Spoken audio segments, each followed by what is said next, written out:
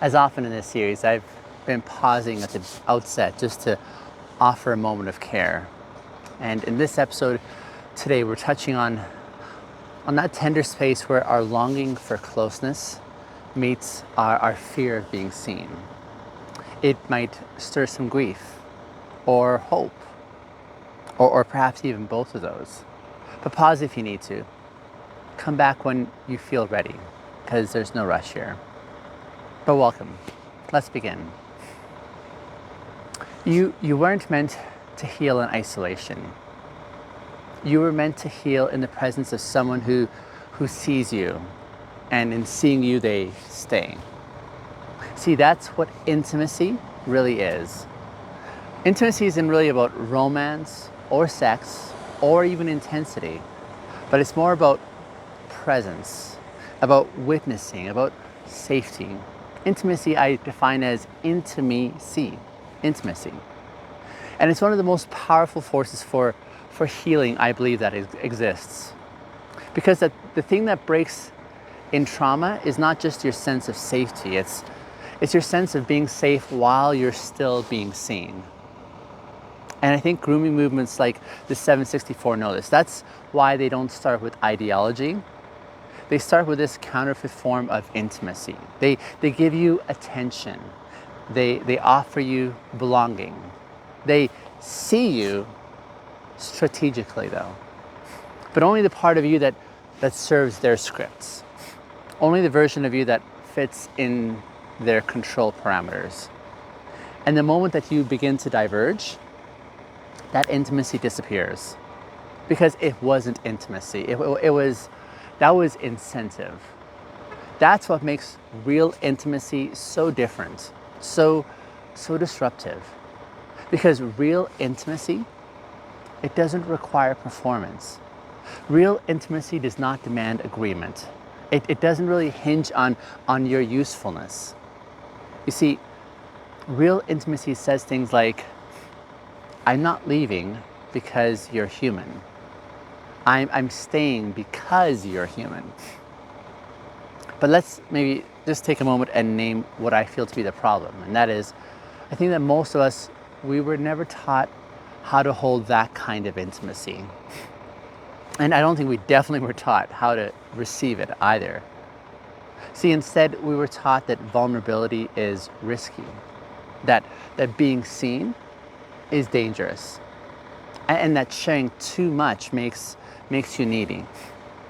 And that pain should be managed privately, I think. That closeness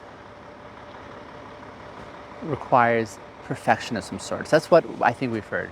So when someone finally does see us, we don't trust it. We pull back, we hide, we test them, we tell them that it's temporary, and we sabotage it before it can leave. Not because we didn't want connection, but because the pain of losing it again feels too unbearable. And yet, intimacy is the one thing that trauma cannot metabolize. Because trauma says, if they see all of me, they're gonna bail, they're gonna leave. But intimacy says, I see all of you, and I'm still here. See, that's what begins to rewire the damage. Because what was fractured in that relationship gets repaired in relationship.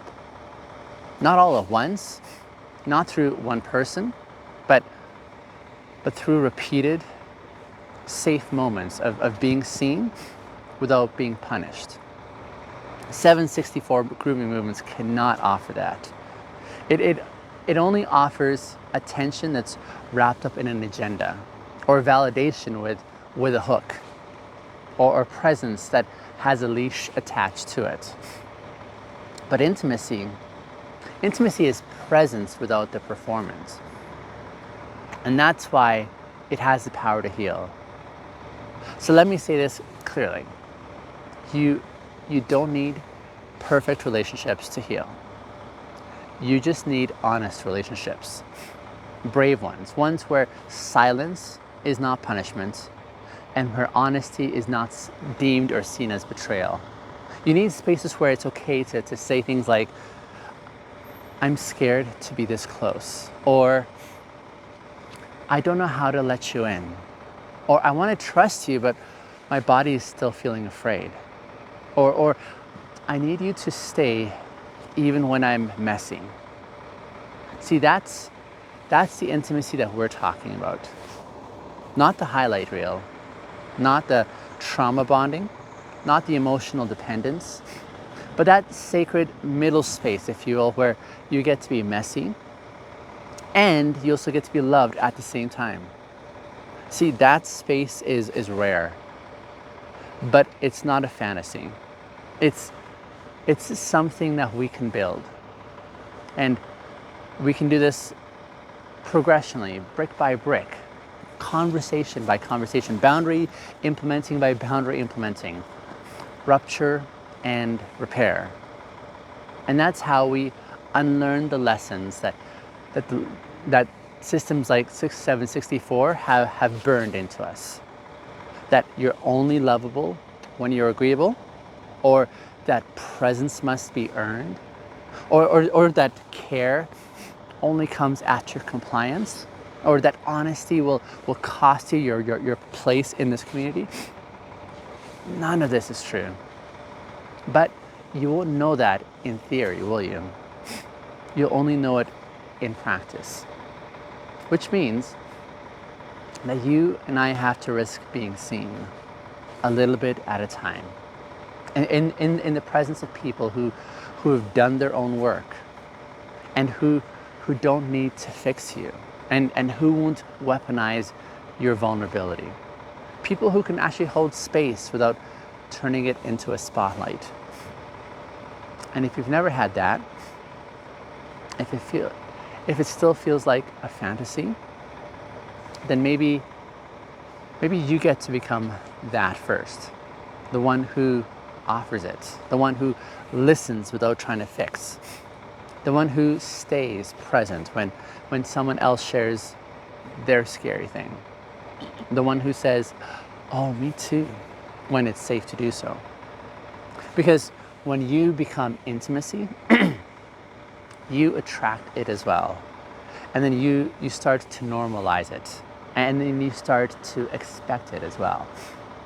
And the moment that you expect intimacy is the moment that you stop tolerating everything that disguises itself as connection. That's how we break that cycle, I believe. And that's also why this movement exists. See, I want to rebrand 764 from the grooming movement, where it was a story of manipulation. I wanted to show how that grooming movement outsourced connection to systems that never really knew how to see us without using us. And so we can actually choose to reclaim what's real. And we do so by rooting our healing in integrity, where we live aligned. And then we nurture it with intimacy, where we can be seen without the punishment. That's what makes us, I think, dangerous to grooming systems like the 764. Because they can't reach you once you're seen. They can't use you once you're connected. And they can't isolate you once you found this place to rest inside your own truth. This is your place. And if you've ever felt alone in your healing, like your pain was too much, or your need was, like your need especially for connection was too needy, or your desire to be held was somehow immature or seen as such, let me leave you with this. There's nothing wrong with wanting to be seen. There is nothing wrong with needing presence. There is nothing wrong with craving closeness that doesn't come with a leash. See, that desire is not your weakness. That desire, I believe, is your map. So follow it. And when you're ready, join me for tomorrow's episode. That episode we've titled Rebuilding Self-Trust. It's going to be a good one, because even when the pain fades, the doubt can still linger. And you might find yourself questioning everything, especially questioning yourself, right? But the same intimacy that healed your wounds, that same intimacy can also rebuild your compass, one moment of alignment at a time. So, I hope I will see you in tomorrow's episode. But until then, stay present, stay rooted, and stay open to the kind of connection that doesn't flinch when it finds you undone. Thanks for listening in, my dear listener. I'll see you tomorrow.